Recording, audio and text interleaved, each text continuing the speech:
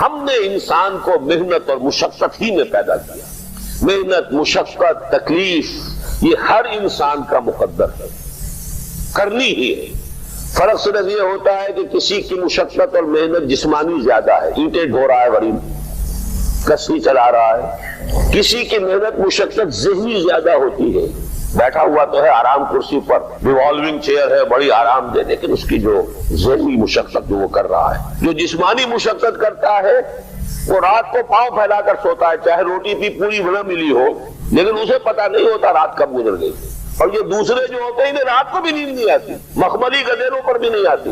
انہیں ضرورت ہوتی ہے ہپنوٹکس کی بھی، سیڈیٹیوز کی بھی، ٹرینکولائزرز کی بھی، یہ ساری چیزیں وہاں چلتی. اس لیے جو ان کی جو کوفت ہے وہ کسی اور قسم کی. لیکن بچا ہوا کوئی نہیں ہے. محنت، مشقت قرآن میں اتنی قسمیں کھا کر اللہ نے کہا ہے. ہم نے انسان کو، یہاں کسی انسان کی تخصیص نہیں ہے. محنت، مشقت، اور اس محنت مشقت کے ساتھ اس میں غالب نے ایک اور رنگ داخل کیا ہے، اس کے ساتھ غم بھی. مثلا حیوان اور انسان میں کیا فرق ہے؟ بیل ہے، کولو چلا رہا ہے، مشقت تو وہ بھی کر رہا ہے. بار برداری کا اونٹ ہے، بوجھ ڈھو رہا ہے ادھر سے ادھر تک، محنت تو وہ بھی کر رہا ہے. انسان محنت بھی کرتا ہے، مزید اس کو رنج اور غم جو سابقہ اس کو پیش آتا ہے. بیل کو پتہ بھی نہیں ہوگا میری کو اولاد بھی ہے، نسل بھی ہے، وہ کوئی بیمار ہے، کس حال میں ہے. گائے کو بھی اپنے بچے کی خبر ہوگی، وہ چھوٹا سا جب ہے دودھ پیتا ہے، اس کے بعد اسے کیا پتا وہ کہاں گیا کہاں نہیں ہے. انسان کو جو تکلیفیں جھیلنی پڑتی ہیں، جو غم جھیلنے وہ حیوان کے لیے نہیں، یہ انسان کے لیے. اسی لیے کہا غالب نے کہ قید حیات و بند غم اصل میں دونوں ایک ہیں. موت سے پہلے آدمی غم سے نجات پائے کیوں؟ تو یہ مشقت اور غم دونوں کو شامل کر لیجئے. انسان کا معاملہ حیوان سے بدتر ہے اس پہلو سے. کبھی کسی بیل کو، اونٹ کو وہ صدمہ نہیں ہوا ہوگا کہ بیٹا نے سینے تان کر کہا ابا جان آپ چھوڑیے، آپ کیا باتیں کرتے ہیں، آپ تک کیا دوسری باتیں کرتے ہیں. اب زمانے کا رنگ بدل گیا. وہ جو بوڑھے باپ کو جو اس وقت صدمہ پہنچتا ہے، یہی ہے وہ جس پر میں نے اپنی جوانی کھپائی ہے، جس میں میں نے اپنے آپ کو انویسٹ کیا ہے. آج یہ میرے سامنے کھڑا ہو کر کیا کہہ رہا ہے. اور یہ تو میں نے بڑی ہلکی مثال دی ہے. گالیاں دینے والے بھی ہیں، ماں باپ کو قتل کرنے والے بھی ہیں. مرتا نہیں ہے بڈھا کہ یہ مرے تو مجھے یہ ساری جائیداد ملے اور مجھے آزادی حاصل ہو. اے انسان، تجھے مشقت پر مشقت جھیلتے ہوئے، محنت پر محنت کرتے ہوئے ہی آگے بڑھنا ہے، اور پھر اپنے رب کے حضور میں پیش ہونا ہے. یہ اور مصیبت ہے. کسی اونٹ اور کسی بیل سے محاسبہ نہیں ہے وہاں. اس روز کہے گا کافر کاش میں مٹی ہوتا، انسان بنا ہی نہ ہوتا، جسے آج ہم بہت بڑا شرف سمجھ رہے ہیں، شرف انسانیت.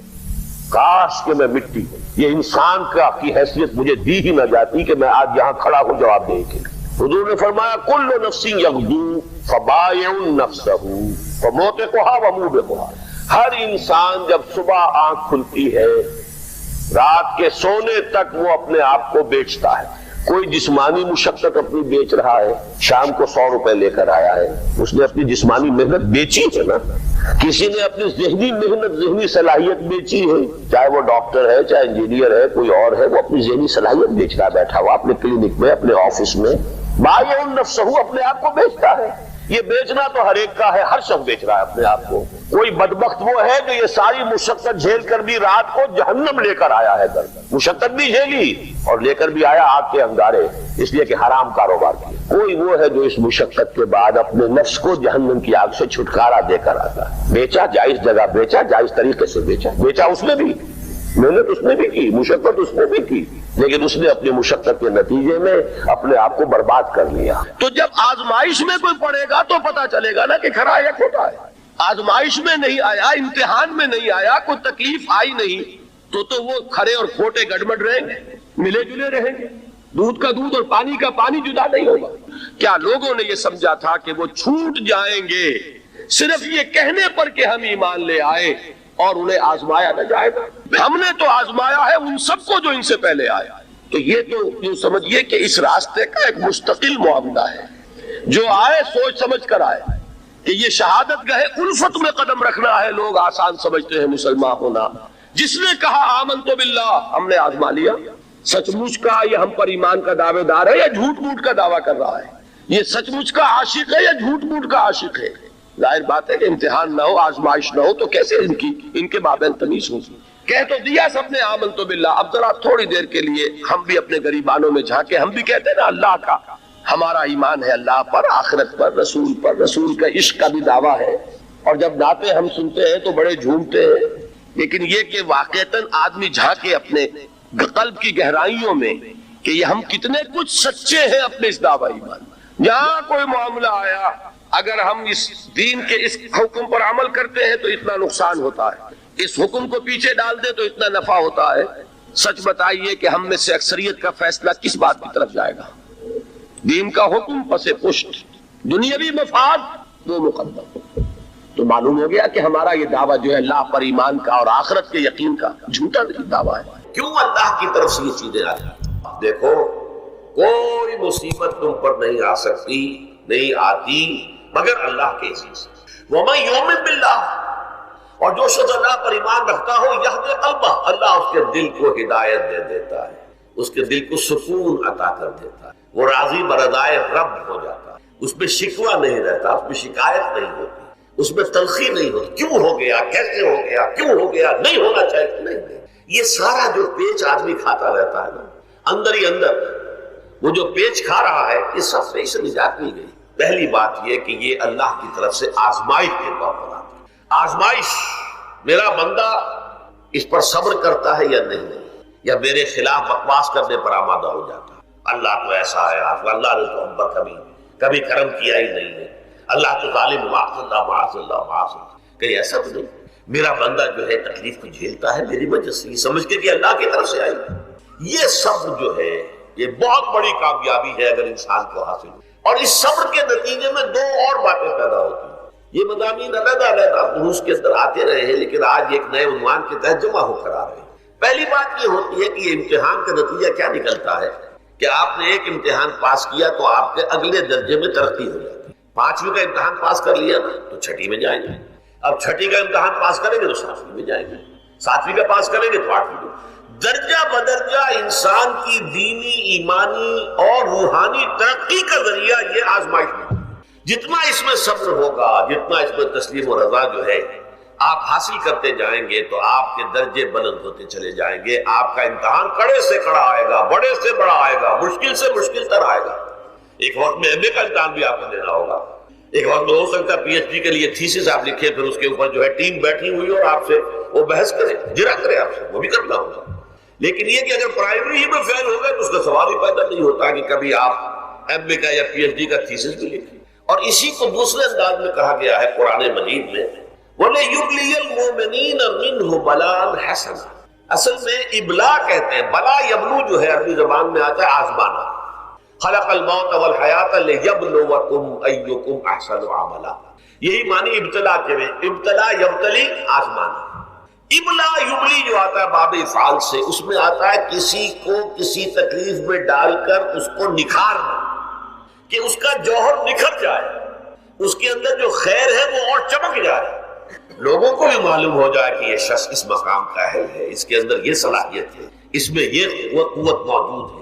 تو یہ گویا کہ اہل ایمان کی صلاحیتوں کو نکھارنے کے لیے اور ان کے درجات کی ترقی کے لیے بھی اللہ تعالیٰ دنیا کے اندر یہ مصیبتیں اور امتحانات جو ہیں آزمائش کے حوالے سے افراد پر بھی اجتماعی طور پر ملاتا ہے۔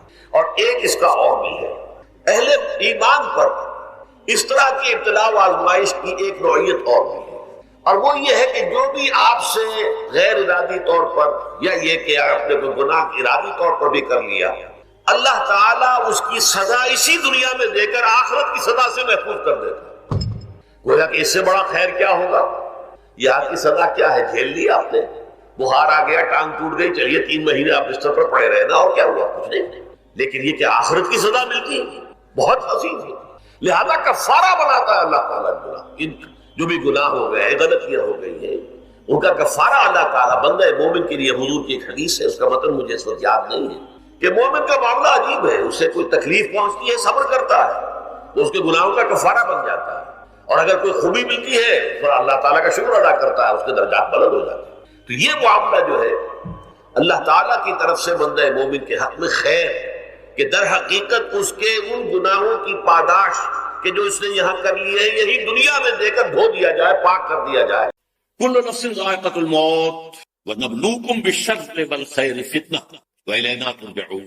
ہر جاندار کو موت کا مزہ چکھنا ہے، اور اس سے پہلے پہلے ہم تمہیں آزماتے رہیں گے، خیر کے ذریعے بھی بھلائی دے کر، صحت دے کر، دولت دے کر، اولاد دے کر، شہرت دے کر، اور برائی کے ذریعے سے بھی تندرستی دے کر، بے عزتی دے کر، اہانت دے کر، ذلت دے کر، پہلے ترجعون، اور پھر ہماری طرف لوٹائے جاؤ گے۔ یہ وہ دوسری حقیقت جو میں نے کہا کہ جس پر پردہ بہت بڑا لوگ یہی سمجھتے ہیں کہ یہی دنیا کی زندگی ہے۔ قرآن کہتا ہے ان دار الآخرۃ ہی الحیوان کانوا یعلمون، تو آخرت والی زندگی ہے جو اصل زندگی آج کے نہیں۔ اس سے بھی زیادہ تفصیل سے یہ آل عمران میں آئی ہے کل نفس ذائقۃ الموت وانما توفون اجورکم یوم القیامہ، ہر جاندار کو موت کا مزہ چکھنا ہے اور پھر تمہیں پورا تمہارا اجر اور بدلہ دے دیا جائے گا قیامت کے دن۔ ومن زحزح عن النار وادخل الجنۃ فقد فاز، جو کوئی آگ سے بچا لیا گیا اور جنت میں داخل کر دیا گیا وہ تو کامیاب۔ اللہم ربنا اجعلنا منہم، اللہم ربنا اجعلنا منہم، اللہم ربنا اجعلنا منہم۔ وما الحیاۃ الدنیا الا متاع الغرور، اور دنیا کی زندگی تو سوائے دھوکے کے سامان پر کچھ نہیں۔ دھوکہ کس معنی میں؟ یہ تمہیں اصل زندگی سے غافل کر دیتی ہے۔ تم کہیں سفر پر جا رہے تھے، تمہارا کہیں گھر تھا، تمہیں واپس آنا تھا، تم راستے ہی میں کسی دلچسپی میں ایسے مگن ہوئے کہ گھر بار سب بھول گئے۔ یہ تو تمہارا عارضی سفر تھا، تم نے اسی کو اپنی منزل بنایا، ٹھکانا بنایا، تو دھوکہ دیا اس نے۔ ویسے دنیا کی زندگی دھوکہ نہیں ہے، بڑی حقیقت ہے، اس لیے کہ حضور نے فرمایا انما الدنیا مزرعۃ الآخرہ، یہ دنیا آخرت کی کھیتی ہے، یہاں بو گے تو وہاں کاٹو گے، یہاں کچھ کمائی کرو گے تو وہاں اس کا بدلہ ملے گا۔ اس اعتبار سے دنیا بہت بڑی حقیقت ہے، ایک ایک لمحہ بہت بڑی قیمتی شے ہے۔ لیکن اگر یہ دنیا تمہیں آخرت سے غافل کر دے تو اس سے بڑا دھوکے باز ہے۔ یہ اصل دجال ہے۔ میں نے تقریباً 60 برس کی عمر کو جب میں پہنچا تھا تو موت کا انتظار شروع کر دیا تھا۔ میرے قریبی احباب کو معلوم ہے، میں کہتا رہا، یہ بھی کہتا رہا کہ بھائی میں اپنے حصے کا کام کر چکا، جتنی صلاحیت اللہ نے دی تھی، جتنی بھی میرے اندر استعداد تھی، میں اس کو بھرپور طریقے پر استعمال کروں۔ دم واپسی برسر راہ ہے عزیز و اب اللہ ہی اللہ، یہ میرا معاملہ رہا ہے 60 برس کی عمر سے۔ اس کے بعد اللہ نے مزید 14 برس دیے ہیں، یہ نافلۃ لک کے درجے میں کہتے ہیں، اس کا اللہ کا عطیہ خصوصی ہے، نفل ہے، ہمیشہ کہتا ہے۔ مسنون زندگی تو 61 برس ہے ہمارے حساب سے۔ علامہ اقبال کے بارے میں سنا ہے کہ رویا کرتے تھے کہ میری عمر حضور کی عمر سے زیادہ تھا، وہ 6 مہینے کم ہی رہی ہے۔ جو حضور کی عمر تھی وہی حضرت ابو بکر کی، وہی حضرت عمر کی، وہی حضرت علی، ہاں حضرت عثمان 82 برس کے ہوئے ماشاءاللہ۔ پھر یہاں کے مجددین میں سے وہی عمر حضرت شیخ احمد سرہندی کی، وہی شاہ ولی اللہ دہلوی کی، ہاں شیخ عبدالحق محدث دہلوی رحمۃ اللہ علیہ 82 برس کے ہوئے۔ لیکن یہ میں کہا کرتا تھا مسنون عمر تو 61 برس ہے، جسے ہم 63 کہتے ہیں، وہ اصل میں ہمارے حساب سے 61 سن، وہ 63 قمری ہے، جو 9 دن کم ہے، قمری سال جو ہے وہ شمسی سال سے۔ بہرحال میں اس وقت سے منتظر تھا، لیکن جو بھی وقت اللہ نے دیا ہے اللہ کا شکر ہے، وہ مفید کاموں میں لگا ہے۔ ان میں خاص طور پر میں سمجھتا ہوں کہ اللہ کا مجھ پر سب سے بڑا احسان، اور مجھے پر نہیں، بہت بڑے پیمانے پر لوگوں کو جو احسان ہوا، وہ میرا 1998 کا دورہ تھا جو کراچی میں 1998 کے مارچ میں میرا بڑا آپریشن ہوا، دونوں گھٹنے تبدیل کیے گئے، لیکن 98 کے آخر میں، حالانکہ میں چل نہیں سکتا، کراچی میں مسجد جو ہے اونچی ہے، دوسری منزل پر ہے، تو خاص ریمپ بنایا گیا جس کے ذریعے میں ویل چیئر پر مجھے لے جایا جاتا۔ اس درس کی گزشتہ چند سالوں سے پوری دنیا میں جو گونج ہوئی ہے اللہ کے فضل سے، اللہ کا کوئی حکمت خداوندی اس کے ساتھ وابستہ ہے۔ اس میں میرے کسی کام کو تو دخل نہیں ہے، میری کسی کوشش کو دخل نہیں ہے۔ میں نے تو جو درس میں دیتا آ رہا تھا 85 سے دورہ ترجمہ قرآن، البتہ یہ بات ضرور ہے کہ میں نے محسوس کیا تھا کہ سن 98 کے اس درس میں دورہ ترجمہ قرآن کے مجھے خصوصی انشراح حاصل تھی۔ میری ساری گفتگو کا حاصل کیا ہے؟ دیکھیے، نظریاتی تحریکوں کا تعلق اشخاص سے نہیں، ٹھیک ہے، کوئی اس کا داعی ہوتا ہے، کوئی اس کا مؤسس ہو جاتا ہے، کوئی اس کا آغاز کرنے والا ہوتا ہے، لیکن نظریاتی تحریک افراد سے وابستہ ہے۔ افراد آتے چلے جاتے ہیں اپنا اپنا حصے کا کام کر کے، جس کو جتنا مقدر ہے، جتنی اللہ تعالیٰ کی طرف سے توفیق ہے، وہ اپنا کام کرے گا، چلا جائے گا۔ یہ چمن یوں ہی رہے گا اور ہزاروں جانور اپنی اپنی بولیاں سب بول کر اٹھائیں گے۔ مبارک ہیں وہ لوگ جنہیں قرآن کی بولی بولنا نصیب ہو۔ فَإِنِّي أَحْسَبُ أَنِّي مِنْهُمْ، مجھے گمان ہے، اللہ کا فضل ہے کہ میں ان میں سے ہوں، میں نے قرآن کی بولی بولی ہے، اور قرآن مجید کو جیسا کہ وہ ہے ایز اٹ از، اپنے کو مظلومہ خیالات، اپنے کوئی ذہن سے زائدہ نظریات کو میں نے اس میں دخل، جسے انگریزی میں آپ آبجیکٹیولی کہتے ہیں، خالص معروضی طور پر قرآن کو قرآن سے سمجھایا یا پھر سیرت رسول سے سمجھایا، لفظ سنت کی بجائے سیرت استعمال کیا۔ قرآن مجسم حضور تھے صلی اللہ علیہ وسلم، اور حضور کی سیرت اور حیات جو ہے وہ قرآن مجید کی اصل تفسیر تھی۔ یہ حقیقت بھی بہت کم لوگوں کے لیے، وہ احادیث کا نام تو لیتے ہیں، احادیث نہیں ہے، سیرت میں تو احادیث ہی سے ہمیں ملتی ہے، لیکن میں خاص طور پر سنت کی حدیث کی بجائے سیرت کروں۔ قرآن کی 2 سورسز ہیں، قرآن خود اور سیرت رسول صلی اللہ علیہ وسلم۔ بہرحال انشاءاللہ اور عزیز یہ کام بڑھے گا، چلے گا، یہ میں ابھی بات میں عرض کروں گا۔ دوسری بات جو میں نے آیت پڑھی آپ کو، وَمَن نُعَمِّرْهُ نُنَكِّسْهُ فِي الْخَلْقِ أَفَلَا يَعْقِلُونَ، بہت بڑی حقیقت زندگی کی یہ بھی ہے، جس کی ہم عمر زیادہ کر دیتے ہیں اس کی خلقی صلاحیتوں میں کمی کر دیتے ہیں۔ موٹی بات ہے، بڑھاپا ہے، ہمیشہ کی مانی ہوئی بات ہے، اگرچہ جوانی میں آدمی بڑھاپے کا تصور نہیں کرتا، لیکن بڑھاپا آنا ہے، یہ بھی ایک حقیقت ہے موت کی طرح۔ غالب نے کہا تھا مزمحل ہو گئے قوائے غالب، اب عناصر میں اعتدال کا۔ ایک صاحب نے مجھے شعر سنایا تھا، ابراہیم صاحب سے ٹونک کے رہنے والا، ذوف پیری بڑھ گیا جوش جوانی گھٹ گئے، اب عصا بنوائیے نخلے تمنا کاٹا۔ یہ تمنائیں جو ہیں طول العمر نے کاٹا، اب گئی جوانی، امنگوں والا بڑھ گیا، اور یہ جو تمناؤں کا پودا ہے اس میں سے لکڑی لے کر عصا پیری بنوا لیجیے، اب بڑھاپے کے لیے ایک عصا بنا۔ بڑا پیارا شعر ہے، ذوف پیری بڑھ گیا جوش جوانی گھٹ گیا، اب عصا بنوائیے نسلیں۔ ابھی 2-3 دن ہوئے ہیں، یہاں پر جو خانہ فرہنگ ایران ہے اس کے ڈائریکٹر آئے تھے، انہوں نے فارسی کا ایک شعر سنایا، بڑا پیارا شعر ہے، جب جوانی گفتگو کہ شعر شعر است اگرچہ پیر بود۔ جوانی میں میں یہ کہا کرتا تھا کہ شعر تو شعر ہی ہوتا ہے، چاہے بوڑھا ہو جائے، بوڑھے ہونے سے اس میں کیا فرق، شعر شعر است اگرچہ پیر بود۔ کیوں میں پیری رسیدم، جب میں خود پیری اور بڑھاپے کو پہنچ گیا، دیدم تو مجھے یہ بات نظر آئی کہ پیر پیر است اگرچہ شعر بود، بوڑھا بوڑھا ہی ہوتا ہے چاہے وہ شعر ہی کیوں نہ ہو۔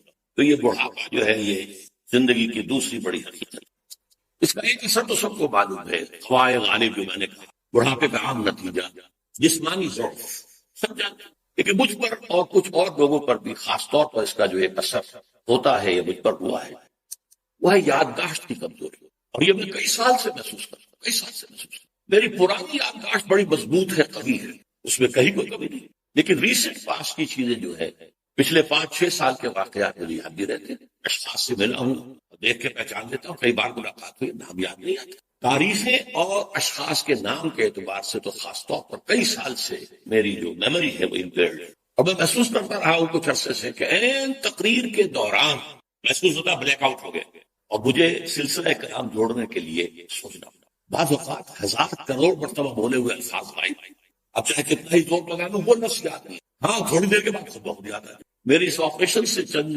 کچھ عرصے پہلے تک جو میری تقریریں یہاں ہوئی، ان میں بہت سے لوگوں نے نوٹ کیا، میری تقاریر میں اب وہ روانی نہیں رہی تھی، وہ جو کراس ریفرنسز آیا کرتے تھے، جس کی بنا پر ایک مولانا عبد الکریم پاریک صاحب تھے ناگپور کے، انڈیا کے، مولانا علی میاں کے، وہ خلفاء میں سے، انہوں نے تفصیل میں لکھی ہے قرآن، وہ ایک مرتبہ لاہور آئے تھے، تو مجھ سے بھی ملاقات ہوئی، میرا درس بھی سنا، پھر یہاں وہ ایک دینی ادارے میں گئے، وہاں میرے خلاف باتیں ہو رہی تھی، انہوں نے کہا بھائی اس شخص کی کیا بات کر، اس کے سامنے تو معلوم ہوتا ہے کہ قرآن کھلا ہوا ہے، جہاں سے چاہے لے لے، پھول کھلے ہیں گلشن گلشن، لیکن اپنا اپنا جانا، تم کیا بات کر رہے ہیں اس کے ساتھ؟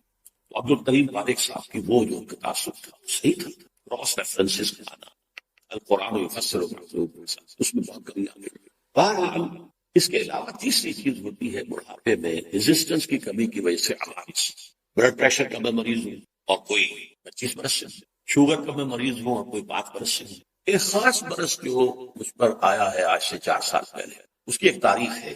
یہ جو امراض دماغی کے ماہرین ہیں یہ کہتے ہیں کہ ایک مرض ہے بائی پولر ڈپریشن، انسان میں کبھی تو انشراح ہوتا ہے، ایکٹیویٹی ہوتی ہے، سوچتا ہے اور ایکٹیو کرنے کے لیے، گفتگو کے لیے، بھاگ دوڑ کے لیے طبیعت میں آبادی ہوتی ہے، کبھی وہ بجھ سا جاتا ہے، کبھی وہ حرکت کرنے کو جی نہیں چاہتا، پڑا رہے کسی کونے میں، سو جائے، تو یہ بائی پولر معاملہ کہلاتا ہے، یہ ویو چل۔ اچھا یہ ہے ہر انسان، جسے ہم عام طور پر کہتے ہیں موڈ آف ہے بھائی میرا، مجھ سے بات کرتے، تو یہ موڈ کا آف ہو جانا، آن ہو جانا، یہ عام آدمی میں بھی ہوتا ہے، لیکن جو اللہ کے کسی فضل و کرم سے زیادہ ذہین ہو، زیادہ حساس ہو، ان میں پھر یہ جو ویو ہے یہ زیادہ اونچائی زیادہ نیچائی، زیادہ اونچائی زیادہ نیچائی، اور اس کو پھر ہم کہتے ہیں مرض، بائی پولر۔ یہ ہمارا خاندانی مرض ہے، والد صاحب کا تھا تو تھا، بڑے بھائی اظہار احمد صاحب کو ہوا، میری بڑی ہمشیرہ۔ عام طور پر اس کی عمر ہوتی تھی 3 تجربے مجھے ہیں، والد صاحب کو 13 برس میں نے اٹینڈ کیا ہے اس بیماری، 52 سے 65 تک جب ان کا انتقال۔ یہ عام طور پر شروع ہوتا ہے 50 برس کے لگ بھگ۔ میری عمر جب 50 برس کے لگ بھگ ہوئی تو مجھے کئی مرتبہ محسوس ہوا کہ میری تقریر کے دوران سوئچ آف ہوتا تھا۔ ایک مرتبہ سن 70 میں میری یادداشت کئی گھنٹوں کے لیے بالکل ضائع ہو گئی، اس کا میں نے تذکرہ کیا ہوا، میری کتاب ہے حساب کم و بیش، جو کیفیت مجھ پر گزری تھی، جس کرب کے عالم میں وہ چند گھنٹے مجھ پر گزرے تھے، میں انہیں الفاظ میں بیان نہیں کر سکتا. میں ابتدا کی خبر ہے، میں انتہا معلوم کچھ بھی نہیں. میں جب 50 برس کا ہوا اور یہ 2 مرتبہ مجھے جھٹکے لگے مسجد سمر آباد کے اندر، تو میں نے ڈاکٹر رشید چودھری صاحب سے، وہ میرے والد صاحب کے بھی والد رہے تھے، میں نے ان سے کہا کہ یہ ڈینجر زون میں داخل ہو گیا. ان کا نہیں آپ کو یہ نہیں ہوگا، اس لیے کہ آپ اللہ کے خدا کی خدمت کریں. تو ان کی یہ بات تو پارشلی ٹروتھ نکلی کہ 70 برس کی عمر میں یہ 20 برس اللہ تعالیٰ نے مجھے اس میں ایک بونس دے دیا. 70 برس میں ظہور ہوا، اس کا ایکسائٹنگ کاز بنا ہے افغانستان میں جو حادثہ ہوا طالبان کے ساتھ. اتنا صدمہ مجھے تھا، ایک دم بیٹھ گئے. یہ چیز جو ہے ابھی کنٹینیو کر رہی ہے بائی پولر، اس کے لیے میں جواب دوں. البتہ اس معاملے میں میری ایکسائٹمنٹ جو ہے زیادہ اوپر چلے جانا، یہ صرف ایک بات ہوا اللہ کے فضل و کرم سے. زیادہ جو ہے کچھ بروڈنگ، بس اور کرتے رہنا، بیٹھے رہنا، لیٹے رہنا، وہ جس کا نقشہ حضور کے بارے میں کھینچا گیا ہے، یا ایھا المدثر یا ایھا المزمل، اے کمبل میں لپٹ کر لیٹنے والے اور اے لحاف میں لپٹ کر لیٹنے والے، قم فانذر قم اللیل، وہ ایک کیفیت. اور سورۃ الانشراح اور سورۃ الضحیٰ کی جو تفسیر مولانا پانی پتی رحمت اللہ علیہ، ثناء اللہ پانی پتی رحمت اللہ علیہ نے لکھی ہے، اس میں اس کا ذکر بڑی تفصیل سے، یہ 2 صورتیں اسی سے متعلق ہیں. تصوف کی اصطلاح میں اسے کہتے ہیں قبض اور بسط. کبھی قبض ہوتا ہے، اندر سے گویا کہ بندش لگ رہی ہے، وہ ہو گیا اس کام کرنے کو جی نہیں چاہتے. اور کبھی بسط، طبیعت مزاج کھڑا گفتگو کر کے بھی لطف آتا. یہ قبض اور بسط اسی کے لیے پھر آیا ہے الم نشرح لک صدرک، یہ انشراح بسط جو ہے انشراح. بہرحال ایک میرا مرض جو ہے وہ یہ ہے. اس دوران میں بہت سے دوسرے امراض نے آ کے ڈیرے ڈالے. کئی مہینے تک ایسی سخت کھانسی رہی مجھے کہ ہر کھانسی کے باؤنڈ کے بعد مجھے تھوڑی دیر کی بے ہوشی ہو جاتی تھی. ایک مرتبہ اسی طرح کے معاملے میں غسل خانے میں گرا، سنکوپی اسے کہتے ہیں. پھر ایک دفعہ ایٹریل فبریلیشن، دل نے مجھے آج تک کچھ نہیں کہا بیچارے، کچھ نہیں کہا. لیکن اسی عرصے کے دوران میں یہ ڈپریشن جب زیادہ شدید تھی، ایک دم دل بھی گھبرانے لگا، اور اسے فبریلیشن کہتے ہیں، بجائے اس کے کہ یوں حرکت کرے شروع کر دیتا ہے، اسے فبریلیشن کہتے ہیں. جس طرح میری جو بائی پولر ذہنی اور نفسیاتی اور جذباتی کیفیت کے جینز مجھے وراثت میں ملے تھے پیدائشی طور پر، ایسے ہی میری کمر کی تکلیف کے بھی بیج جو ہیں وہ 30-35 سال پہلے پڑے تھے. مسجد خضرا سمن آباد میں میرا درس ہفتے اتوار کی صبح کو ہوتا تھا، 2 گھنٹے 2.5 گھنٹے عام طور پر، کبھی کبھی 3 گھنٹے، پھر شام کو عصر کے بعد، پھر عشاء کے بعد، پھر دوران ہفتہ ہر روز شام کو مغرب کے بعد، اور جمعے کے روز خطاب جمعہ، اس کے علاوہ درس. اور یہ سب کے سب میں چوکڑی مار کر یا زمین پر بیٹھ کر یا کسی چوکی پر بیٹھ کر درس دیتا، کمر آگے جھکی رہتی. ظاہر بات ہے کہ اس کے کچھ نہ کچھ جو بھی فزیکل اثرات ہیں وہ پیدا ہونے تھے. اس زمانے میں مجھ سے مولانا جعفر شاہ پھلوانوی رحمۃ اللہ علیہ اور شیخ سلطان میں جماعت اسلامی کے امیر رہے تھے، دونوں نے ایک بات کہی تھی کہ انگریزی محاورہ تو یہ ہے کہ کینڈل کو دونوں سائڈز پر برن نہ کرو، don't burn your candle at both the sides. لیکن آپ کا معاملہ تو یہ ہے کہ دونوں سائڈز کے علاوہ درمیان میں سے بھی جلا رہے ہیں. لیکن ظاہر بات ہے کہ ایک شوق، ایک لگن، ایک دھن، ایک کام کی بنیاد ڈالنا آسان بات نہیں ہوتی. میں لگا رہا، ریڑھ کی ہڈی میں درد ہوتا تھا کمر میں، جسے لو بیک پین کہتے ہیں. کوئی دوائیاں کھا لی، کوئی پین کلرز کھا لیے، لیکن یہ کہ اس سے خاص طور پر جو کمر کا نچلا حصہ ہے، اس کے جو مہرے ہیں اور ان کے مابین جو انٹرورٹیبرل ڈسک ہوتی ہے اور اسپیس ہوتی ہے، وہ نیرو ہوئی اور ڈسک جو ہے ڈیجنریٹ ہونے شروع ہوئے. تکلیف بڑھتی چلی گئی، کام بھی چلتا گیا. پہلا ایکیوٹ حملہ مجھ پر ہوا ہے 1985 میں. سارے اسباب تو اندر موجود تھے، لیکن ایک ایکسائٹنگ کاز، فوری سبب یہ بن گیا کہ شکاگو سے لاہور تک کا سفر میں نے کیا اور اس میں 30 گھنٹے مجھے مسلسل بیٹھنا پڑا. شکاگو سے لندن ہیتھرو ایئرپورٹ پر 6-7 گھنٹے انتظار، پھر وہاں سے اسلام آباد میں انتظار، لاہور کی فلائٹ. اس سے یہ ہے کہ اس قدر شدید تکلیف ہوئی کہ رکوع میں جانا مشکل، رکوع سے اٹھنا اس سے بھی زیادہ مشکل، جھکنا جو ہے، چلنا بہت مشکل. 12 ادویات وغیرہ کھائیں اور اس کے ذریعے سے اس میں کارٹیسون کا استعمال بھی کرتا رہا اور کام چلتا رہا. اچانک میں گیا کراچی کے دورے پر، تو وہاں جو شکل پھر پیدا ہوئی تھی 1985 میں، 4-5 دن جس حالت میں گزرے ہیں، میں اس کا اب بھی تصور کرتا ہوں تو کانپ جاتا. شدید تکلیف، کسی کا چین نہیں. اس کا معاملہ خاص طور پر دوہرا اس لیے ہو گیا تھا، میں وہاں مہمان تھا سید سراج الحق صاحب کا، محترم کا. اب ظاہر بات ہے میری وجہ سے انہیں جسمانی تکلیف بھی ہو رہی تھی، جسمی مشقت ہو رہی تھی، کوفت ہو رہی تھی. بہرحال وہاں سے مجھے لاہور پھر لایا گیا ہے ایک اسٹریچر پر، PIA کی 3 سیٹوں کے اوپر اسٹریچر لگا، اس پر میں آیا. یہاں آ کر کچھ انویسٹیگیشن کی، کچھ کارٹیسون انجیکشن لگے، تو اس طریقے سے وہ بات کچھ دب گئی. مشورہ کیا، ڈاکٹر بشیر صاحب نیورو سرجن ہوتے تھے، ان کا آپریشن آپ نہ کرائیں، اگرچہ معاملہ تو خراب ہے اور یہ 3 مہروں کے درمیان جو ہے معاملہ وہ کافی تشویشناک ہے، آپریشن نہ کرائیں، اب ادویات وغیرہ سے کچھ ایکسرسائز سے کام چلائیں۔ اس وقت تک ابھی MRI ایجاد نہیں ہوا تھا، CT اسکین ہوتا تھا، وہ کروایا تو معلوم ہوا کہ نمبر 4 اور 5 اور S1 یہ 3 مہرے جو ہیں ان کے درمیان کی ڈسک جو ہے وہ تقریباً ڈیجنریٹ ہو چکی۔ بہرحال اس کے بعد بھی اللہ کا فضل ہوا، کام چلتا رہا۔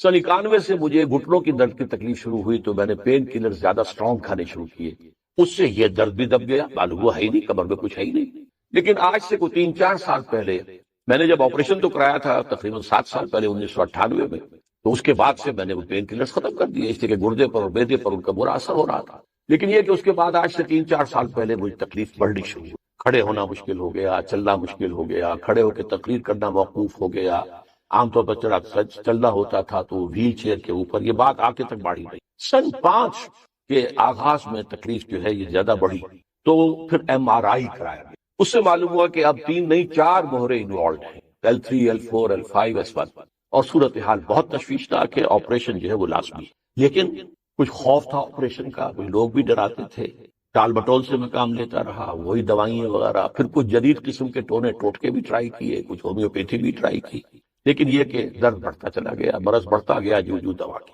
اچانک یہ آج سے 4 مہینے پہلے حادثہ ہو گیا، بہت شدید درد کی کیفیت تھی اور 3-4 روز سے میرا مسجد میں آنا بھی موقوف تھا اور میں وضو بھی نہیں کر سکتا تھا، بلکہ تیمم ہی سے نماز بستر پر پڑھ رہا تھا۔ لیکن ہوائی ضروریہ کے لیے گیا میں باتھ روم، وہاں میں کھڑا ہی تھا ابھی کہ میرا بایاں گھٹنا ایک دم بیٹھ گیا، بینڈ ہو گیا اور میں گر گیا۔ اس کا مطلب کیا ہوا کہ یا تو کوئی جو ہے وہ پیرالائسس ہو گیا ہے یا کوئی اور اس قسم کا حادثہ ہو گیا ہے، تو اب یہ ایمرجنسی کی پوزیشن بن گئی اور جو آپریشن ہے وہ فوری طور پر لازمی۔ یہ آپریشن ہے میرا جو 19 نومبر کو سرجی میٹ ہاسپٹل میں ہوا، اور ڈاکٹر عامر عزیز صاحب، ان کا تھوڑا سا تعارف یہ ہے کہ یہ میرے بیٹے ڈاکٹر عارف رشید کے کلاس فیلو ہیں، اس اعتبار سے میرا ادب اور احترام ایسے ہی کرتے ہیں جیسے اپنے والد کا۔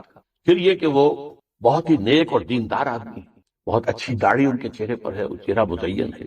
اس کے علاوہ یہ کہ وہ 1 ایئر کورس ہمارے ہاں سے قرآن اکیڈمی کر چکے ہیں۔ افغان جہاد وغیرہ میں ان کا بڑا ایکٹیو رول رہا، 3-4 مہینے FBI کے انڈر انٹروگیشن رہے، یہ سب کو معلوم ہے۔ بہرحال انہوں نے آپریشن کیا 19 تاریخ کو نومبر کی، اور الحمدللہ کہ آپریشن ہر اعتبار سے کامیاب۔ میں یہاں علی رؤوس الاشہار شکریہ ادا کرنا چاہتا ہوں ڈاکٹر عامر عزیز کا، انہوں نے کوئی اپنی آپریشن فیس تو درکنار، ہاسپٹل کے سارے چارجز بھی اپنی جیب سے ادا کیے، ایک پیسہ مجھے خرچ نہیں کرنے دیا میرے کہنے کے باوجود، اصرار کے باوجود، بلکہ میرے وہ ریڑھ کی ہڈی کے منکوں کے دونوں طرف جو پلیٹیں ڈالی گئی ہیں میٹلک، ظاہر بات ہے کہ وہ بہت قیمتی ہوں گی، تو کوئی عام لوہا تو نہیں ہوتا، اس کے پیسے بھی اپنی جیب سے ادا کیے۔ زیادہ سے زیادہ جو ہے وہ جو ایڈیشنل دوائیوں کی ضرورت ہوتی تھی وہ ہم بازار سے منگاتے تھے، ہمارا خرچ اس پر ہوا ہے، ورنہ ایک پیسہ انہوں نے خرچ نہیں ہونے دیا۔ آپریشن سے میں بہت جلد جو ہے نکل کے آ گیا، آپریشن کے فوراً بعد مجھے پتہ ہی نہیں چلا کہ درد نام کی بھی کوئی شے ہوتی ہے، تو اتنی انہوں نے پین کلرز وغیرہ دیے ہوئے تھے۔ بہرحال یہ کہ اس کے بعد جب میں گھر پہ منتقل ہوا ہوں، اور وہ بھی ظاہر بات ہے اسٹریچر پر آیا تھا، تو یہاں آ کر پھر کچھ نہ کچھ درد تھوڑا بہت جو ہے وہ شروع ہوا، پین کلرز کم ہوئے، اور یہ خاص طور پر فزیو تھراپی ایکسرسائز جو ہے وہ تجویز کی گئی تھی کہ اور کوئی علاج نہیں ہے۔ یہ فیصلہ تو ہو گیا تھا کہ یہ اس معنی میں پیرالائسس نہیں ہے، فالج نہیں ہے، نہ تو یہ ہے کہ کوئی دماغ کی شریان پھٹنے کی وجہ سے ہوا ہے جسے سٹروک کہتے ہیں، اور نہ ہی کوئی نرو کٹی ہے، البتہ کوئی نرو کچلی گئی ہے، لیکن اب اس کچلے جانے کی کیفیت سے دوبارہ اس کو اپنے نارمل فنکشن کو ریزیوم کرنے میں وقت لگے گا، اور اس کے لیے جو ہے فزیکل ایکسرسائز، پٹھوں کی مضبوطی جو ہے یہ بہت ضروری ہے۔ چنانچہ وہ ہوتا رہا، پہلے بہت ریگولرلی آتے رہے، وہ بھی ڈاکٹر عامر عزیز صاحب کے اسسٹنٹس تھے جو آتے رہے اور بغیر کسی فیس کے وہ آئے ہیں، اور پہلے میں تو آتے رہتے تھے، پھر کوئی وقفے سے آتے رہے، اور انہوں نے بھی اپنی کوئی فیس نہیں لی۔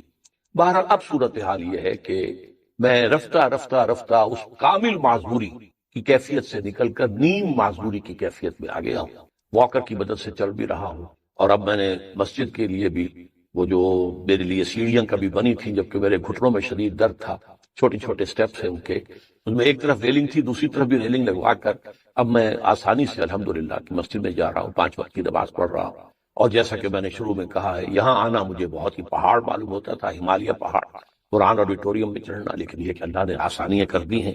بہرحال اس سلسلے میں جو بھی کچھ ڈاکٹر عامر عزیز صاحب نے میرے ساتھ کیا ہے، ان کے ساتھیوں نے، ان کی ٹیم نے، میں ان سب کا شکر گزار ہوں، اور میں اللہ تعالیٰ سے دعا گو ہوں کہ انہیں اللہ تعالیٰ اجر جزیل عطا فرمائے.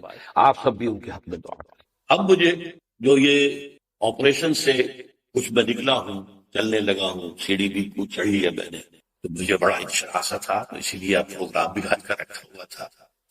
لیکن عجیب ہوا ہے، کل صبح جو ہے اچانک مجھے محسوس ہوا کہ میرا یہ بایاں کندھا جو ہے شانہ یہ فریز ہو گیا. آج کی جو رات ہے میں نے شدید کرب میں گزاری، گھبرا رہا تھا کل صبح کے لیے دعوت دی ہے لوگوں کو کہ وہ آئے ان سے بات ہو. خیر اللہ کا شکر ہے کہ فجر کے بعد میں نے 3 گولیاں کھائیں، تو اس سے یہ ہے کہ وہ تھروبنگ پین جو ہو رہا تھا وہ اللہ کا فضل ہے کہ کم ہو گیا ہے، لیکن یہ کہ اس کی موومنٹ جو ہے لمیٹڈ. بہرحال یہ ہے بڑھاپا. میں نے اس بڑھاپے کی کچھ تفاصیل اور جس طریقے سے وہ مجھ پر وارد ہوا ہے اور اس کے ساتھ جو پھر اضافی عوارض آئے ہیں وہ میں نے آپ کے سامنے. تیسری آیت میں نے پڑھی تھی، بہت اہم آیت.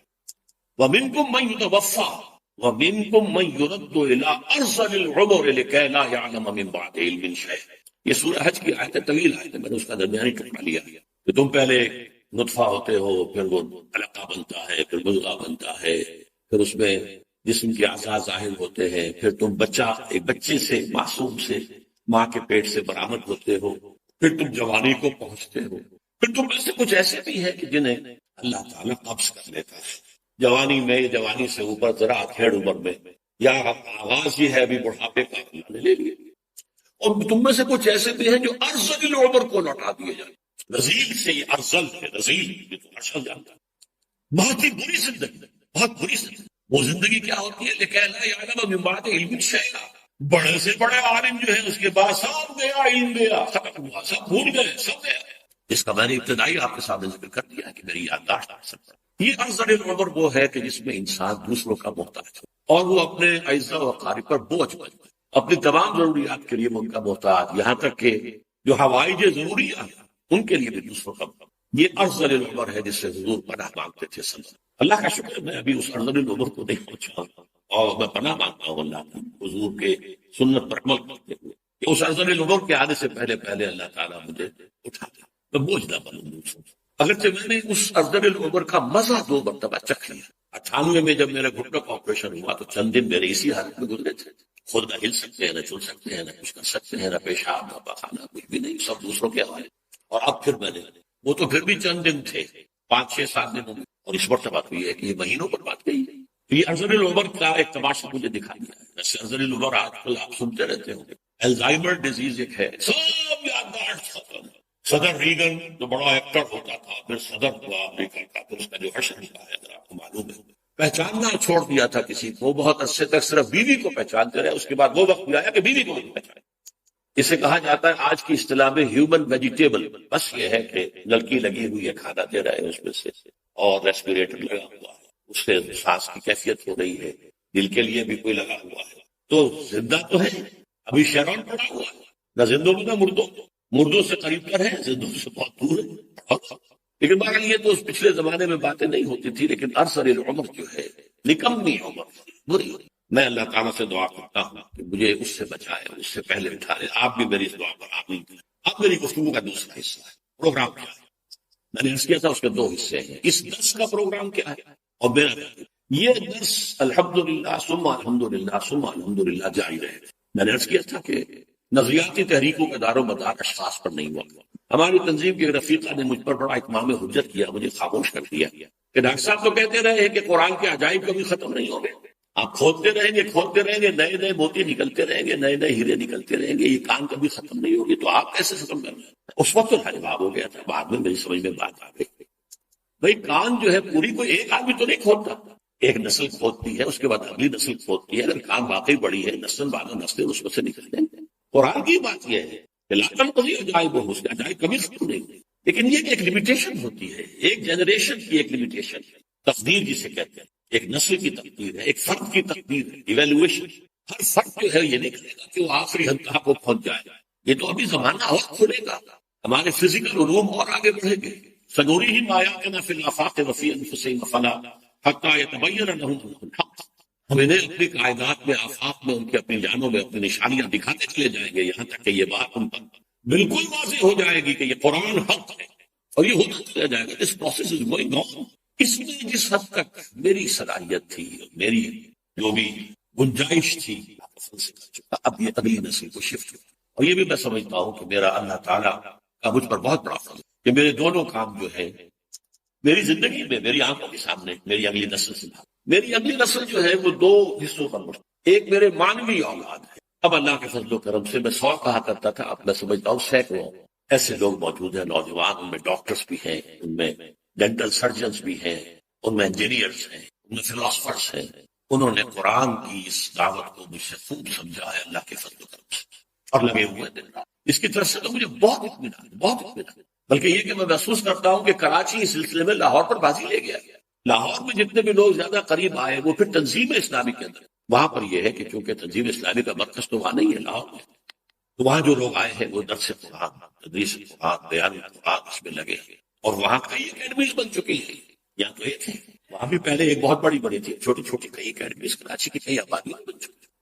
تو ایک تو میری یہ مانوی اولاد ہے، ایک میری سلبی اولاد۔ اللہ نے 4 بیٹے آ گیا، اور میں آپ کو راز کی بات بتاتا ہوں، میں نے بھی کبھی بتایا تھا۔ میری ایک دعا مسلسل رہی، رمضان میں خاص طور پر، حج اور عمرے کے دوران خاص طور پر۔ میں نے جو یہ شوط ہوتے ہیں طواف کے اور جو سعی کے، ان میں دعائیں مقرر کر رکھی تھی۔ پہلے چکر میں ہم ثنا شکر صرف، دوسرے میں درود اور سلام حضور، تیسرے میں والدین کے لیے دعا، چوتھے میں اولاد کے لیے دعا، پھر بقیہ میں اپنے لیے۔ اس میں تعوذ بھی ایک پورا چکر تعوذ صرف پڑھا تھا، اور ایک یہ کہ سوال بھی اللہ ہے بس۔ یہ جو بچوں کے لیے میں دعا کرتا تھا ان میں خاص طور پر ایک دعا تھی، آج میں اس کے الفاظ بھی بتا دوں۔ اللہم رب اجعل ابنائی کلہم کابناء احمد السرہندی وولی اللہ الدہلوی رحمہ اللہ علی حسب نسبتی الیہما۔ اللہ میرے بیٹوں کو تو حضرت مجدد الفسانی شیخ احمد سرہندی کے بیٹے اور شاہ ولی اللہ دہلوی کے بیٹوں کے مانند بنا دے، اسی نسبت سے جو نسبت مجھے ان کے ساتھ ہے۔ یہ سمجھ لیجیے، اگر مجھے حضرت مجدد سے 1 کروڑ میں 1 کی نسبت ہے، نسبت تو ہے نا، ہم کس کی طرف نسبت کریں گے؟ ہماری پہلی نسبت حضور کی طرف ہے صلی اللہ علیہ وسلم، پھر یہ مجددین امت صحابہ کرام نسبت ہے۔ اگر مجھے کوئی نسبت 1 ارب میں 1 کروڑ میں 1 نسبت کوئی ہے، وہی نسبت ان کے بیٹوں سے میرے بیٹوں کی کر دیں، یہ دعا نہیں ہے۔ اور میں اتفاق کی بات ہے کہ شیخ احمد سرہندی کے بھی 4 ہی بیٹے تھے، شاہ ولی اللہ کے بھی 4 ہی بیٹے مشہور۔ بہرحال یہ میری سلبی اولاد ہے، اور وہ میں دیکھ رہا ہوں میری دعا جو ہے اللہ نے قبول کی، لگے ہوئے اسی کام کے اندر چاہتا۔ تھوڑی سی کمی میں اپنے سب سے چھوٹے بیٹے میں دیکھ رہا ہوں، اگرچہ وہ اس تحریک کے لیے بہت مفید کام کر رہے ہیں، بہت کام کر رہے ہیں، بھاگ دوڑ میں صلاحیت انہیں دی ہے، شعبہ سمع و بصر، لیکن یہ کہ یہ بیان جو ہے خیرکم من تعلم القرآن وعلم، اس کی طرف ان کی توجہ ابھی مائل نہیں ہوئی۔ اللہ بہرحال میرا یہ درس آئندہ جو ہے عزیزم ڈاکٹر عارف رشید جاری رکھے، جیسے تنظیم میں ذمہ داری منتقل ہو گئی عزیزم حافظ عاقب سعید، اس درس قرآن میں میرے جانشین کی حیثیت ڈاکٹر عارف رشید صاحب کو حاصل ہے۔ مجھے وہ شعر یاد آ رہا تھا کہ باپ کا علم نہ بیٹے کو اگر ازبر ہو، پھر پسر لائق میراث پدر کیوں کر ہو۔ میری میراث کیا ہے؟ میری میراث صرف علم و فکر ہے اور کچھ نہیں۔ میری کوئی جائیداد نہیں جو میری اولاد میں تقسیم ہونے والی، میرا کوئی بینک بیلنس نہیں کہ جس کی تقسیم میں سوال ہے، میری کوئی میراث نہیں۔ میں بات بہت سے لوگوں کو شاید محسوس ہو کہ اس میں تعلی ہے یا کچھ تفاخر کا جذبہ آ گیا ہے، لیکن قرآن مجید کا ایک حکم ہے، وَأَمَّا بِنِعْمَتِ رَبِّكَ فَحَدِّثْ، جو نعمتیں بھی تمہارے رب پر کی طرف سے تم پر ہوئی ہیں بیان کرو۔ مجھے ایک نسبت محمد رسول اللہ صلی اللہ علیہ وسلم سے یہ حاصل ہے، پھر وہی کہوں گا 1 ارب میں 1 کی نسبت صحیح، لیکن ہے ہم کس کی طرف نسبت دیں اپنے آپ کو؟ معاذ اللہ کسی اور کی طرف نسبت کیوں دیں؟ لیکن ایک خصوصی نسبت کیا ہے؟ 40 برس کی عمر کے بعد حضور نے زندگی کا ایک لمحہ بھی معاش پر صرف نہیں کیا۔ الحمدللہ کہ یہی معاملہ میرا ہے۔ اس زمین میں جب میں نے آخری فیصلہ کیا تھا اپنے میڈیکل پریکٹس کو ترجیح دینے کا، تو جس کرب میں سے میں گزرا تھا، جس سوچ بچار، جو تفکرات سے، نہ کوئی جائیداد، نہ کوئی کچھ نہیں، nothing to fall back upon, اندھے کنویں میں چھلانگ مار رہے ہیں، لیکن اللہ نے توفیق دی۔ میرا ایک لمحہ بھی 40 برس کی عمر کے بعد، جس کو 35 برس گزر چکے ہیں، معاش کے لیے سب سے بہرحال اللہ نے کبھی فاقہ نہیں۔ من یتق اللہ یرزقہ من حیث لا یحتسب یجعل لہ مخرجا ویرزقہ من حیث لا یحتسب۔ بھروسہ کر لینا ایک مرتبہ بڑا کڑا ہے، مشکل ہے، سارا امتحان اسی میں۔ اندھے کنویں میں چھلانگ مارو، اندھا توکل کرو، اس کے ذمہ ہے رزق دینا، اس کے ذمہ ہے، ہمیں گمان نہیں ہوگا کہاں سے ہوگا، ضرورتیں پوری ہوئی ہے، اللہ کا شکر۔ بہرحال میری علاج سے میں نے عرض کیا ہے وہ علم و فکر ہے صرف، اور میں نے اپنی پوری زندگی کا یہ جو زندگی ہے جب سے کہ تحریکی کام میں نے شروع کیا، اس کا حساب و کتاب جو ہے میں نے کہاں سے کھایا، کہاں سے اللہ نے راستہ بنایا، کیا حالات تھے جب میں نے یہ اندھے کنویں میں چھلانگ ماری، یہ میں نے لکھ دیا۔ حساب کم و بیش میری کتاب موجود ہے، ساری تفسیر اس کے اندر میں نے لکھ دی تاکہ یہ واضح ہو جائے، جیسا کہ انبیاء کرام کا قول بار بار آتا ہے، وما اسألکم علیہ من اجر، میں جو یہ کام کر رہا ہوں اس پر کوئی اجرت مجھے نہیں چاہیے، کوئی تنخواہ نہیں چاہیے، کچھ نہیں چاہیے، ان اجریہ الا علی رب العالمین، یہ نسبت بھی مجھے اللہ نے عطا فرمائی، کوئی تنخواہ نہیں رہی، ہاں کچھ سہولتیں حاصل ہوئی، بہرحال اللہ تعالیٰ کرتا ہے۔ تو میری میراث جو ہے وہ یہی علم و فکر، اور اسی کے لیے علامہ اقبال کا اشعار سنا رہا ہوں، یہی کچھ ہے ساقی بتائے فقیر، اسی سے فقیری میں ہوں میں امیر، میرے قافلے میں لٹا دے اسے، لٹا دے ٹھکانے لگا دے اسے، میں اپنی اولاد سے، سلبی اولاد سے، خاص طور پر مانوی اولاد سے بھی توقع کرتا ہوں کہ یہ جو متاع فقیر انہیں منتقل ہوئی ہے، اب وہ اسے قافلہ انسانی کے اندر تقسیم کریں، پہنچائیں، لٹائیں، بانٹیں۔ عزیزم، عارف رشید مجھ سے چند باتوں میں مشابہ بھی ہیں، میں نے بھی ڈاکٹری پڑھی تھی اور کچھ عرصے ڈاکٹری کی بھی پھر چھوڑ دی اس دین کے کام کے لیے، انہوں نے بھی ڈاکٹری پڑھی تھی، حالانکہ یہ اس وقت پڑھ رہے تھے جبکہ میرا کام پوری طرح سے شدت کے ساتھ، میری دعوت، میرا پیغام ان کے سامنے آ چکا تھا۔ انہوں نے مجھ سے کہا کہ ابھی ہم کیا کریں گے پڑھ کر، یہ آپ نے ڈاکٹری چھوڑ دی تو میں کیا کروں گا پڑھ کر، ہمیں تو یہی کام کرنا ہے۔ میں نے کہا نہیں بیٹے، یہ نہ کریں، پاس کر لوں۔ انہیں لوگ کہیں گے کہ ناکام ہو گئے تھے، بھاگ گئے تھے، یا یہ کہ اگر یہ MBBS کا دمچھلا نہیں لگا ہوا ہوگا لوگ سمجھیں گے کہ یہ ذرا حقیقت روزگار کے مارے ہوئے ادھر آ گئے ہیں۔ معلوم ہوتا ہے MBBS راستہ کھلا تھا معاش کا ان کا، اس کو چھوڑ کر یہ بہتر ہے۔ پھر میں نے ایک بات اور بھی کہی، خدا نہ خواستہ، خدا نہ خواستہ کوئی شیطانی حربت ان پر کامیاب ہو جائے، رجعت قہقری ہو جائے، واپس جانا چاہو تو پھر افسوس کرو گے، کفر افسوس کرو گے کہ میں نے نہیں پڑھا، میں مکمل کر لیتا۔ بہرحال انہوں نے بھی ڈاکٹری پڑھی اور چھوڑی، پھر ان کی آواز مجھ سے بہت مشابہ ہے، ان کا انداز بیان بھی مجھ سے بہت مشابہ ہے۔ تو میرے بیٹوں میں اس درس قرآن کے اعتبار سے میری جانشینی کے سب سے اہل وہی ہے۔ اس درس کے بارے میں میرا ایک خیال یہاں آنے تک تھا، اب بدلا اسی وقت۔ خیال یہ تھا کہ جہاں میرا درس ختم ہوا ہے سورہ مائدہ کے مقام پر، وہیں سے آگے یہ پک اپ۔ اب میری رائے یہ ہے کہ میں وقتاً فوقتاً اس دوران میں خود بھی طبیعت کی آمادگی ہو، انشراح ہو، تو یہاں آ کر کبھی مہینے میں ایک بار، 2 مہینے میں ایک بار، تو سورہ مائدہ کی تکمیل تو میں خود کروں۔ اس طریقے سے قرآن مجید کی سورتوں کا پہلا گروپ جو ہے وہ میرے ہی درس کی شکل میں ریکارڈ ہو جائے گا۔ البتہ دوسرا گروپ سورہ انعام سے شروع ہوتا ہے، وہاں سے وہ اپنا درس شروع ہوتا ہے، تو انشاءاللہ ایسا ہی ہوگا۔ البتہ بہت سے حضرات کو یہ خیال ہے کہ آپ کا پورا درس قرآن ریکارڈ ہو جاتا ہے، تو ان کو میں یہ بتا رہا ہوں میرا پورا درس قرآن ریکارڈڈ موجود ہے، یہ تو 42 ٹائم شروع ہوا تھا۔ فرق صرف یہ ہے کہ وہ اس دور کے کیمراز کے ذریعے سے ریکارڈ ہوا تھا، ویڈیو بنے تھے جو سیٹلائٹ پر نہیں جا سکتے، جو ٹی وی کے ذریعے سے جنہیں ٹیلی کاسٹ نہیں کیا جا سکتا، دیکھا تو جا سکتا ہے، ویڈیو موجود ہے، آڈیو موجود۔ تو گویا کہ میری تقریری تفسیر موجود ہے، مکمل موجود ہے، جس کو دلچسپی ہے اس کا مطالعہ کرے، اسے سنے۔ میں تحریری مفسر نہیں ہوں، تقریر کے اندر میں نے جو بھی کیا ہے کیا، اور اب اللہ کے فضل سے سورہ حدید کی جو میری وضاحت ہے وہ ایک کتابی شکل میں آ گئی۔ بہرحال وہ تو موجود ہے، اس کی طرف جو بھی رجوع کرنا چاہے وہ راستہ بند نہیں ہے۔ بہرحال اب ایک تو میں امید کرتا ہوں، دعا کرتا ہوں، یہ جو جانشینی کا منصب حاصل ہو رہا ہے عزیزم ڈاکٹر عارف رشید کو، اس کا حق ادا کر سکتا، اور آپ کو میرا فکر ملے گا ان کے درس میں۔ یہ بچپن سب کے ساتھ ہے، یہ 10 سال کے تھے جب میں نے یہاں کام شروع کیا 1965 میں، اور ہر میرے درس میں میرے ساتھ شریک ہوتے تھے، ہر اتوار میں شریک ہوتے تھے، ہر جمعے میں شریک ہوتے تھے، عارف اور عاکف دونوں۔ چنانچہ ان کے تو تحت الشعور کے اندر بھی تہیں لگی ہوئی ہیں میرے فکر کی اور میرے سوچ۔ اس اعتبار سے یہ ہے کہ اس کام کا تسلسل رہے گا، اس تسلسل کو سامنے رکھتے ہوئے آپ اپنی اس دلچسپی کو بند رکھیں، بلکہ پڑھائیں اور لوگوں تک پہنچائیں۔ بات اب اگلی منزل تک جا رہی ہے، اگلی نسل تک جا رہی ہے، تو آپ کی طرف سے بھی اس میں کوشش ہونی چاہیے۔ اب میری دوسری بات کا دوسرا حصہ ہے، میں خود اب کیا کرنا چاہتا۔ جب تک تو نیم معذوری کا بھی کیفیت ہے، ابھی ظاہر بات ہے میں ابھی سفر نہیں کر سکتا، باہر نہیں جا سکتا، اکیڈمی کے اندر ہی چلنا پھرنا ہے، یا پھر یہ کہ بہت اسپیشل یتن کر کے مجھے کہیں لے جایا جا سکتا ہے۔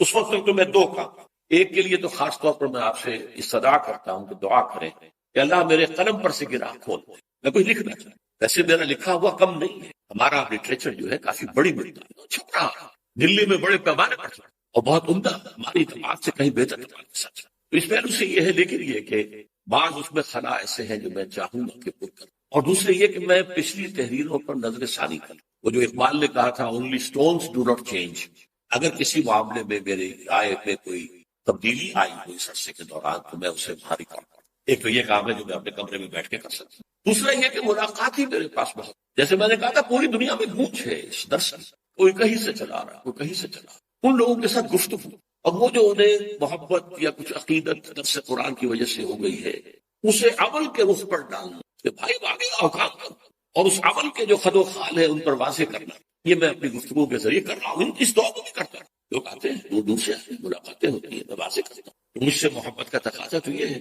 کچھ لوگ عقیدت کا اظہار کرتے ہیں، آگے ہاتھ چومتے ہیں، میں کہتا ہوں بھائی یہ نہیں، اصل کام یہ ہے. یہ دو کام تو میں نیم معذوری کی جو کیفیت ہے اس میں بھی کر سکتا ہوں. اگر اللہ اسے نکالتا اس کے اختیار میں ہے. میں اگر موبائل ہو جاؤں پوری طرح سے سفر بھی کر سکوں، جا سکوں، آ سکوں. تو پھر میرے کرنے کا کام اصل میں یہ ہے کہ درس قرآن ایک علمی شے ہے، جو اس کا ایسنس ہے، جو اس کا پیغام ہے، جو اس کی حکمت ہے بنیادی. وہ جو میرا بنیادی فکر ہے وہ بہت پختہ ہے الحمدللہ سبحان اللہ، اور اس میں میری یادداشت نے کوئی خرابی پیدا نہیں کی. اس کو میں گھوموں پھروں، اب بجائے اس کے کہ اتوار جو ہے میرا یہاں فکس ہو گیا، حالانکہ دوسری جگہوں پر بھی کوئی اگر اجتماع کرتا ہو تو دن تو اتوار ہی کا بنتا ہے. جمعے میں جا کے آپ تقریر کریں، جمعے میں لوگ آتے ہیں، آخری وقت میں بیٹھے رہو، لیکن یہ اتوار جو بھی آئے گا ارادے سے آئے گا. تو میں یہ کام جو ہے بنیادی فکر، بنیادی باقی علمی چیزیں جو ہے وہ اپنی جگہ پر ہے. میرا اپنا درس پورا ریکارڈڈ ہے اور یہ بات آگے چلتی رہے گی. اس میں تو کبھی کوئی سٹیسس نہیں آئے گا، کہیں جا کر بات ختم نہیں ہوگی، بڑھتی جائے گی. ذات القضیہ جائے گا برائے صعود العلماء. اب میری آخری چیز، میرے دینی، ملی، تاریخی، سیاسی اور عمرانی فکر کا خلاصہ، میرے 50 سال سے زائد عرصے کے مطالعے اور غور و فکر کا حاصل، جسے میں نے آج کی اس الوداعی نشست جو ہے درس قرآن کے اعتبار سے، تو اس کا تحفہ جسے میں قرار دے رہا ہوں. اس میں سب سے پہلے ایک شکوہ ہے.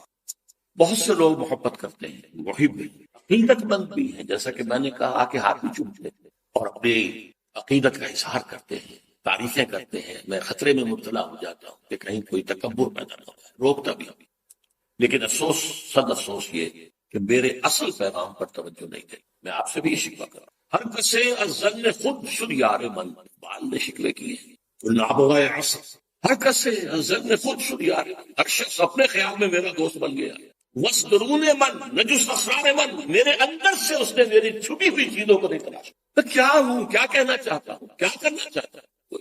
شاعری پڑھ لی، سر جھوم گیا، سر دھل لیا، ایک بار نہیں بنا. اور اس سے بھی زیادہ جو ہے مرا یاراں غزل خانش، مجھے لوگوں نے غزل خان سمجھ لیا. شاید میں اس طرح سے مجھے بھی بس ایک مدرس سے قرآن سمجھ لیا. میری اصل زندگی کس کام میں بیتی ہے، میرے اصل مقاصد کیا تھے، میرے اصل ہدف کیا تھے، اور ہیں اللہ کا فضل ہے، ایک شوشے کا فرق نہیں ہے. وہ کیا ہے اس پر توجہ نہیں. اس کو تو میں نے ذریعہ بنایا ہے، سازش خود بہار. میرا مقصد ہے یہ اس امت مسلمہ کا قافلہ منتشر ہو گیا ہے. اونٹنیوں نے توڑا لی ہے اپنی رسیاں، ناقہ بے زمام ہو کر کوئی ادھر تو ادھر، کوئی ادھر کوئی ادھر. ان کو پھر ایک قافلے کی شکل میں لانا چاہتا، جمع ہو جائے وہ منزل کی جو اللہ نے ان کے لیے معین کی، رسول نے معین کی، اس کی طرف پیش قدمی کرے. میرا تو مقصد یہ ہے. بہرحال میں اس سبب میں اپنی باتیں آپ سے عرض کروں گا بہت اختصار کے ساتھ. دیکھیے جہاں تک تاریخی اور ملی معاملے کا تعلق ہے، میں ماضی سے اس وقت صرف نظر کر رہا ہوں، تو بات لمبی بہت ہو جائے. البتہ میری کتاب سابقہ اور موجودہ مسلمان امتوں کا ماضی، حال اور مستقبل یہ موجود ہے. اس کو ماضی کیا ہے ہمارا، بنی اسرائیل کا ماضی، یہ دو ہی امتیں دنیا میں رہی، امت سابقہ اور امت موجودہ.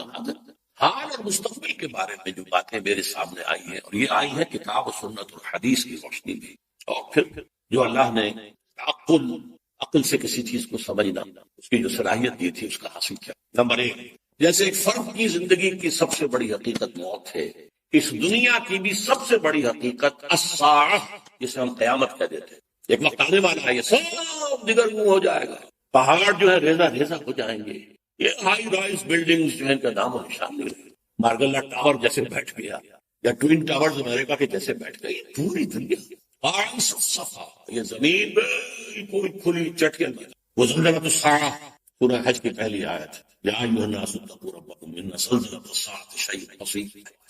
اس کے ایک وقفے کے بعد قیامت آئے. یہ قیامت نہیں ہے، یہ جس کو ہم قیامت کہہ دیتے ہیں، یہ قیامت، یہ الساعہ، جبکہ پوری یہ عالم جو ہے یہ ہلاک ہو جائے. کچھ عرصے کے بعد پھر انہیں اٹھایا جائے گا. یہ اٹھایا جانے والا دن قیامت، قام یقوم قیامت، قیامت کھڑے ہونا. تمام انسان زندہ اپنی اپنی قبروں سے یا جہاں جہاں بھی ان کے کچھ بقایا جات کہیں ہے وہاں سے بھاگے ہوئے چلے آئے. اس کے بعد یوم قیامت کے بعد یوم آخر شروع ہو جائے گا. پہلی بات تو یہ سب سے بڑی حقیقت، سب سے بڑی حقیقت، سب سے بڑی. اور اب الحمدللہ میری سوچ یہ ہے کہ وہ زیادہ دور نہیں ہے. نوع انسانی بحثیت مجموعی اپنے کلائمیکس کو پہنچ گئی ہے. بہرحال پہلی بات. دوسری بات احادیث نبویہ سے معلوم ہوا ہے اس قیامت سے پہلے ایک وقت ایسا آئے گا